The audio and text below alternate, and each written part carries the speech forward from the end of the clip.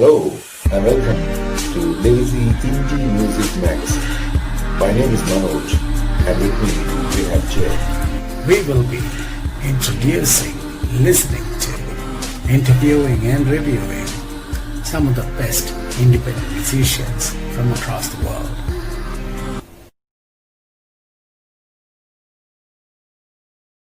Hello and welcome to Lazie Indie Music Magazine. I'm Jay, and as I always do, I bring the best of independent music to you. But today, we're going to present to you someone who is one of the most radio-friendly independent musician whom I've heard, and I recognized this from the first time I heard him almost 12 years back. Well, he says, hey, you better be good at what you're doing before you start showing off to others. Well, that's what he is. And he is damn good in what he's doing. And that's the reason why we listen to him and we say, wow, that's the song. Well, Brian Futch has been awarded multiple times for songwriting, and he was also elected as a vice president of Songwriters Association in Memphis. He was a contracted songwriter in Nashville. So you know, he's good and he's pretty good at what he's doing. He's been a live performer all his life. So yes, today we're going to present Brian Futch to you. But then Brian Futch has to answer all my 10 questions. So he had done it. We're going to play that interview to you. But before that, let's listen to a song from Brian Futch.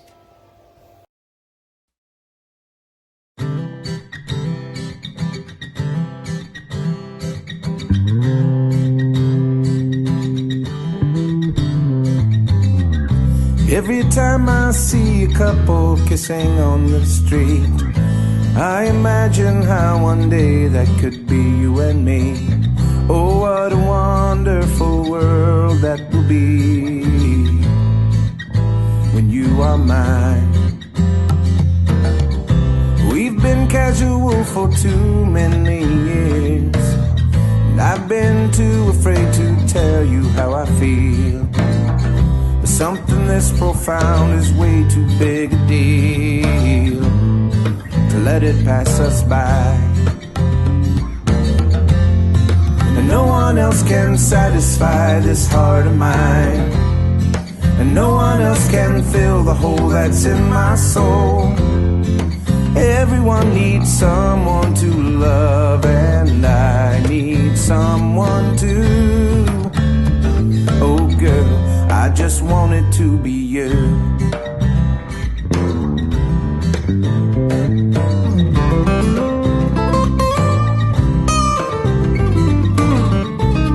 I've heard it said that love is just a game. Love is just a game. Oh, but I believe that love is what we made. Love is what we made. And I promise I'll give more than I will take, and I'll be happy too. No one else can satisfy this heart of mine, and no one else can fill the hole that's in my soul. Everyone needs someone to love, and I need someone to. Oh girl, I just want it to be you. I think I heard a pin drop. Think I felt my heart stop. I won't waste another moment wishing that I would have told you. At least it's in the open, and I'm glad you know that. Well, no one else can satisfy this heart of mine. No one else can fill the hole that's in my soul. Everyone needs someone to love, and I need someone too. No one else will do. Oh girl, I just wanted to be you. Oh girl, I just wanted to be you. Oh girl, I just wanted to be you.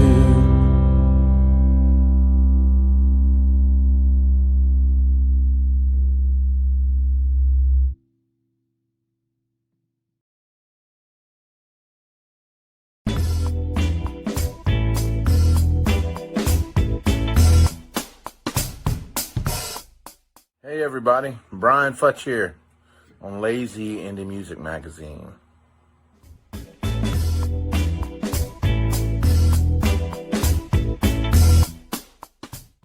You know, I have been into music ever since I can remember.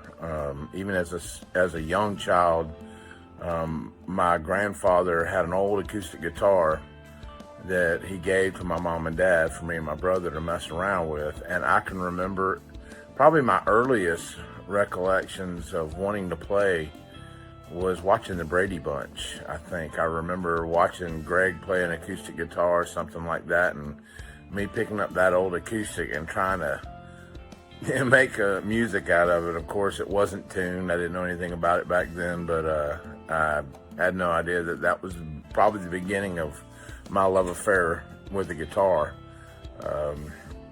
But my mother played piano at church, and my dad sang in the choir, so I was always around music, always singing gospel hymns at church.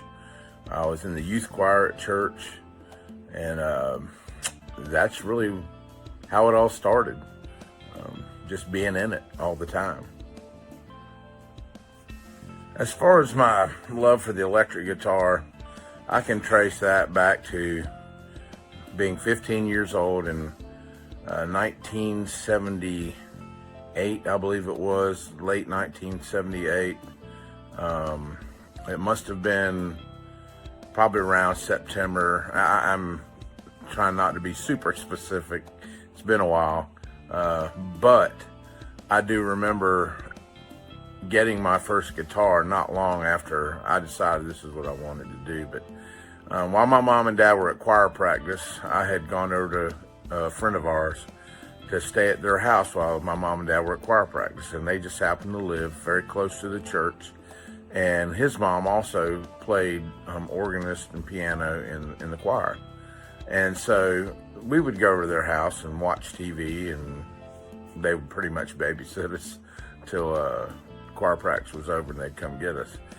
But I remember this one night we went back into Glenn Mall's bedroom, and I sat down in the bed, and he said he wanted to show me something. He pulls out this black Gibson Les Paul Custom with this 50-watt Marshall half stack and a Panasonic quadraphonic stereo, and he cranked that thing up with some AC/DC and started playing with it, and I was hooked immediately. I just said, man, that's what I want to do with the rest of my life. I want to play guitar. And there was no stopping me after that. I probably bugged the crap out of my parents until finally for Christmas that very year, they gave me this old Japanese thin hollow body guitar with I didn't have an amp, and they gave me this guitar that my uncle had put together for him. He used to own a music store. But they gave that to me for Christmas, and a record called The Gene Lice Approach to Guitar. I still have that record, and I learned the first side of that record the first day. And there was no stopping me after that. But that's how I got started in it. And I had an opportunity to play with Glenn a couple of years ago. He passed away, unfortunately, in 2018. But in 2016, we got to play a show together down in San Augustine, Florida. And he still had that black guitar, that black Les Paul.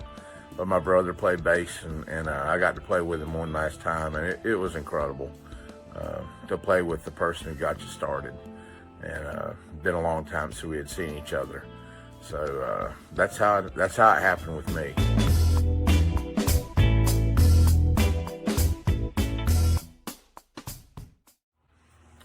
My musical influences, I would have to say that goes all the way back to Kiss. I mean, I don't know how many guitarists go back and say Kiss was a big musical influence, but I mean, Kiss got me into rock and roll. They're the first band that I heard that I really wanted to listen to. And I can still remember my sister had a little 8-track stereo that was just a little box, and you could take the speakers apart and you put an 8-track in one speaker in the box, and then you take the other one, you just separate them, and they had a wire connecting them. And I used to lay on the floor and put each speaker by each ear, and I still remember just turning that thing up and listening to the Destroyer album, which of all their albums, in my opinion, it's the best one they've got. And but they're one of my major influences that got me started loving rock music. After that, once I actually started playing, I would have to say that AC/DC, Angus Young, really got me into learning music, and probably the main reason is because it was easy to play, 3 or 4 chords at the most, and I picked up on it really quick. And about the same time I was really starting to get where I could play in a band and all that kind of stuff, the Back in Black album came out and had a huge impact on my playing. I learned the whole album, but after that I kind of got bored with playing heavy metal, and because I was playing Judas Priest and Deep Purple, Black Sabbath, Ozzy Osbourne. I think 81, the Blizzard of Oz album came out, and Randy Rhoads just blew me away. I mean, another major influence that got me into playing the way I play, pentatonic scales, things like that. After him, I started branching out because I kind of got bored with playing the same old stuff, and started listening to Kansas, started learning Kansas material. Point No Return album was a big album for me to learn off of. I started listening to Styx. I was kind of listening to them before, but not learning anything from them. But I really started getting deeper into more progressive stuff because it was just more challenging. I really like Journey. I know probably because Neil Schon had a progressive past in rock. His lead style really influenced me as well. I learned most of the Journey albums that came out. I would sit and listen to those and learn the songs. And so Neil Schon was a big influence for me. I also love Toto. Steve Lukather is an incredible guitarist. Has played just about with everybody on many, many, many albums. Just some incredible work that he has put together, and still plays a lot with Toto, and still does his own thing, and plays with Ringo Starr in his all-star band. Just an incredible guitarist. There's so many. Later on, I got influenced by Stevie Ray Vaughan. Unfortunately, I didn't get to see him live. I really didn't even get into Stevie Ray Vaughan until after he was gone. Had an opportunity to see him in Alaska one time, and I ended up not going, and he died 3 weeks later. So I really regret not going to see him when I was stationed up there in the military. But those are probably the biggest influences in my life when I think about guitar and the way I play now. You can go back, Ace Frehley, like I said, Angus Young, Neil Schon, Steve Lukather. There's just so many, but I would say those were the major influences in the way I play.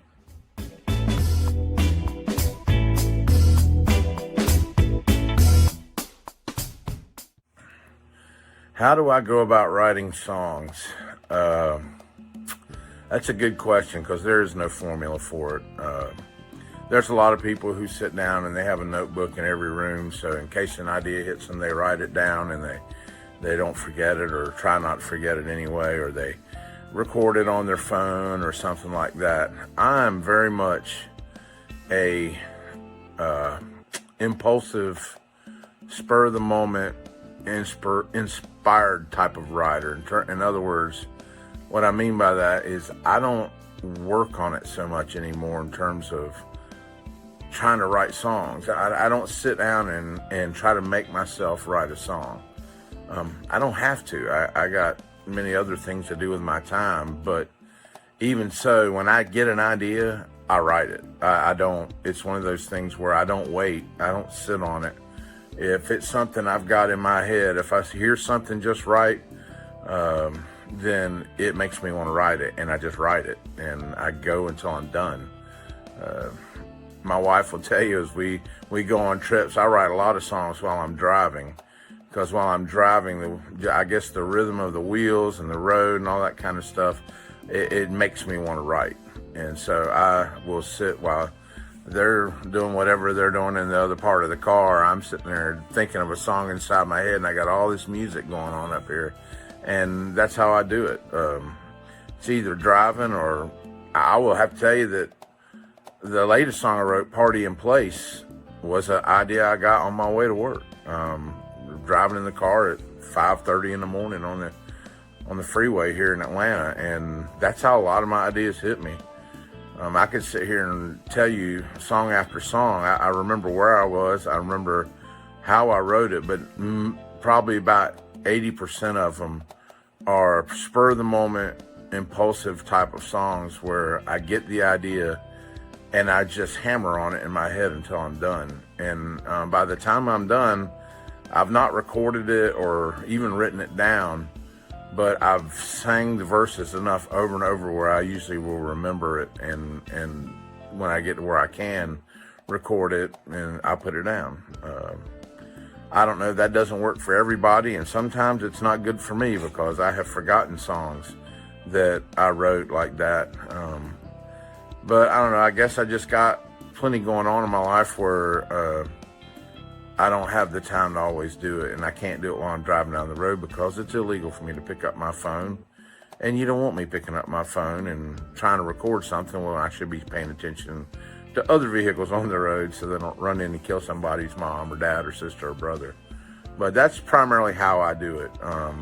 As far as the bands go that I play in, I mean, I don't play in any bands that I don't write the originals, and it's not that I don't want anybody to write, it's just that's what ends up happening, you know.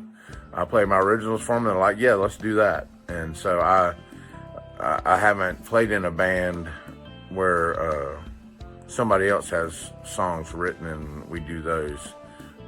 I'd be happy to. I don't have anything against it at all. I'm not arrogant or trying to be the Lord over anybody. So hopefully one day I'll play in a band where we can do other people's songs, because it certainly will take some of the load off my back. But that's how my writing style is. I mean, I don't, if you want to know how, if I get the music first or if I get the words first, probably 3/4 of the time I've got the lyrics. I get the idea for the song, and then as the lyrics are coming to me, they sing to me. And I don't know how that works, why it works that way, but I hear everything in my head. I hear all the drums, I hear the guitars, I hear how it's supposed to go in my head as I'm writing it. And I don't know, that's good sometimes, and sometimes that's not good. But that's how I do it. The other times, sometimes somebody will bring a lyric to me, and it'll hit me or it won't hit me. But there's been plenty of times where somebody gives me a lyric and it's bam. I mean, I get a melody, I get everything, and I get excited about it too. And I'll tell you a short little story. I was doing a writing session with my co-writer over in Memphis, and I was dead tired. We had probably worked on 16 songs in the space of 2 days, and he sleeps during the day and goes to work at night, so it's late.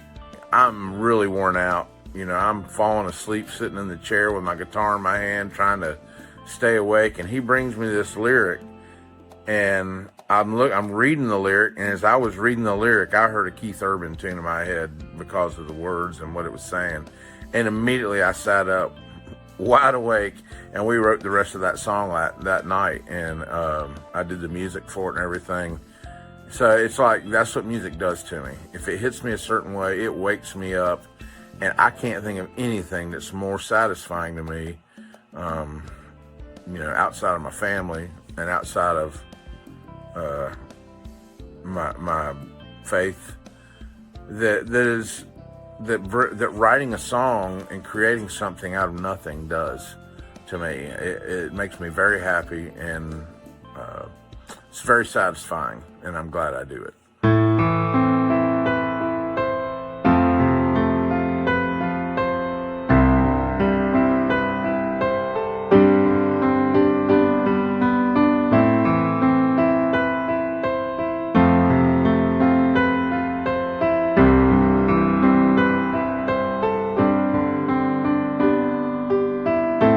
Headlights on in the middle of the day, black cars creeping down an old highway, American flags, salutes and waves. That's how it is in a small town. People lined up down both sides of the road. As she passes by, the tears start to flow, 'cause she died fighting for the freedom that they know. And she won't be forgotten now, 'cause when a hero dies, God stands up. The angels sing hallelujah. Welcome home, my child. You've done enough, now rest a while. Even Jesus cries when a hero dies.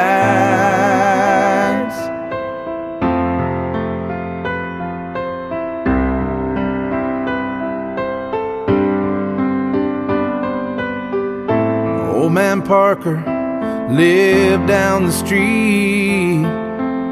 We all thought he was cold and mean, till I found out he jumped into Normandy, stared the devil in the face. Oh, the stories that he never told. He didn't want glory, he just carried his load. On the day he passed, all of heaven showed, as he found amazing grace. 'Cause when a hero dies, God stands up. The angels sing hallelujah. Welcome home, my child. You've done enough, now rest a while. Even Jesus cries when a hero dies. Well, it could be a preacher, or the clerk at the bank, or the old lady driving too slow down the street. And when it happens, it just happens. Well, no one really knows who the next hero might be. And when a hero dies, God stands up. The angels sing hallelujah. Welcome home, my child. You've done enough, now rest a while. Even Jesus cries when a hero dies. Even Jesus cries when a hero dies.